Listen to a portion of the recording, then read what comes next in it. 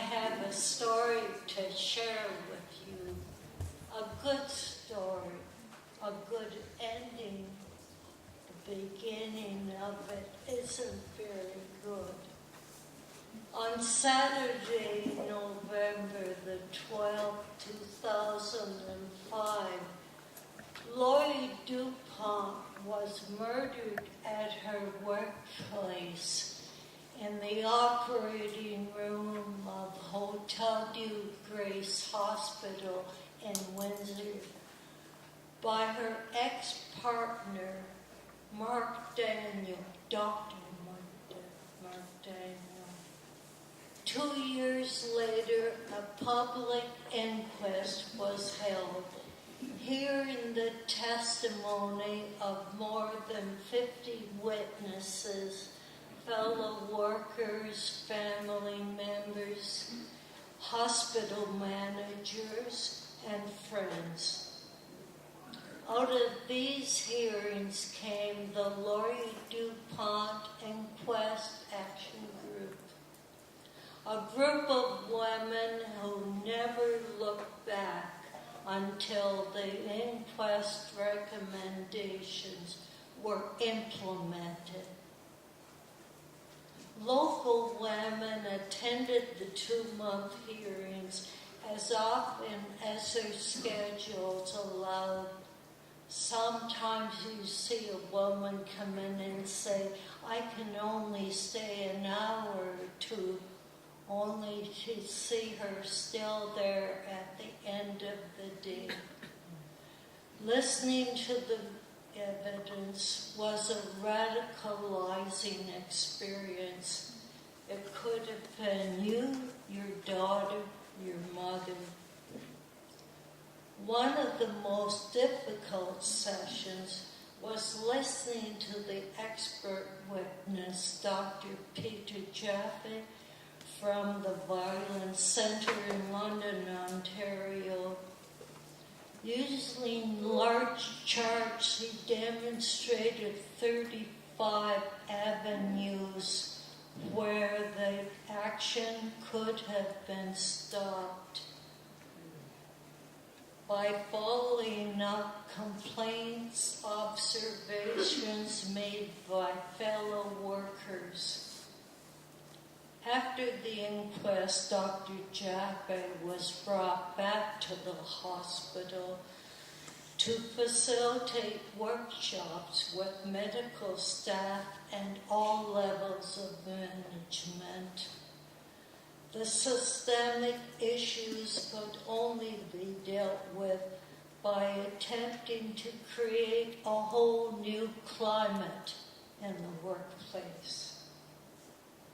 Lori's family was present every day listening to the evidence, sometimes having to leave the room just too much to listen to any longer. Beside them sat the members of the Teresa Vince family. Teresa was murdered in her workplace 15 years before in Chatham, Sears, by her male supervisor on her last day of work. Guess why she was leaving work? An inquest followed her death, but very few of the recommendations were enforced. Michelle Schreier, head of the Chatham Sexual Assault Center, was always present at the inquest, a support for the Dupont and the Vince family. Michelle became part of the Lori Dupont Inquest Action Group and shared with us her great background from the Vince inquest and what was missing. At the end of the inquest, the coroner presented 26 recommendations to be carried out within a year, strict. We immediately decided to stay a group, committing ourselves to honor Lori, Teresa, and all the women who have been killed in their workplace.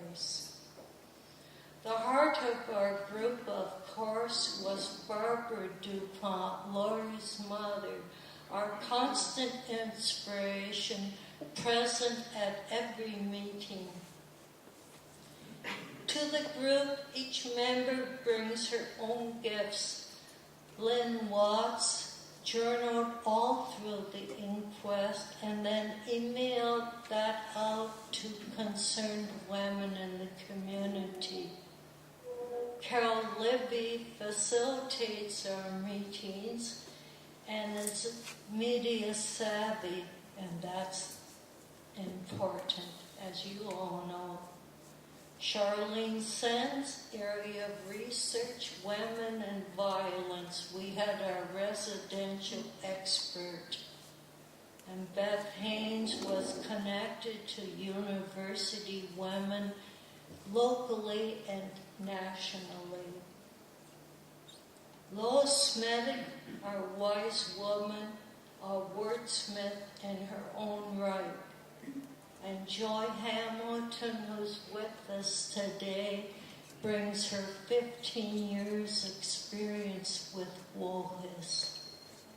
And then the two women from the CAW, Cindy Dominato and Pat Cunningham. Lucky she's not here. I hesitated. Pat, I'm sure lots of you know. Their great expertise in contract language was what got us through our work on Bill 168. And then I brought the experience of being in and out of 100 groups over almost 100 years. Following up on the inquest recommendations involved working closely with the Hotel Dieu management level and their board of governors. We had access to their reform policies, made a great number of suggestions, most of them taken. They were scared. The media followed the process closely. We attended and spoke at several hospital conventions. Hospital workers, nurses, doctors appreciated the work we had done. Lori's name was often mentioned. There was a spirit of awakening. Now I think it was their springtime. A challenging of the systemic issues that have always been part of the hospital culture. We even had our pictures taken with Anita Hill at one of the conferences.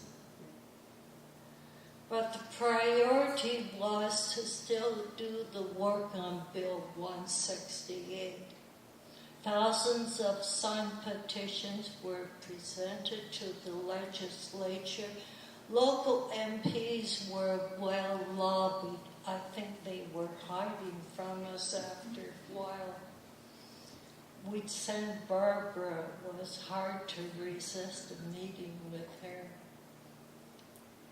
Our goal in reworking the draft was to get the language strong enough to protect women in their future workplaces.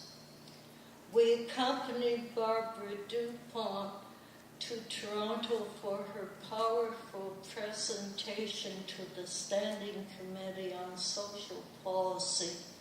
And the following week, we made another trip to Toronto to listen to Catherine Teresa Vince's daughter, who made another challenging plea to pass Bill 168 before more women have lost their lives. Catherine had had enough. She scared them. Barbara broke their hearts. It was amazing to see them speaking to the people that make decisions in our lives. Finally, Bill 168 received royal assent on December 15, 2009. the Occupational Health and Safety Amendment Act, violence and harassment in the workplace. We wanted way more than was in the bill, but we still celebrated. And about today's conference, congratulations. Being present is expanding but also very emotional. If the women plastic workers' lives are threatened by chemicals in their workplace, that's violence against women. And there's a law, and it's got to stop. They go there to work, not to die. Thank you.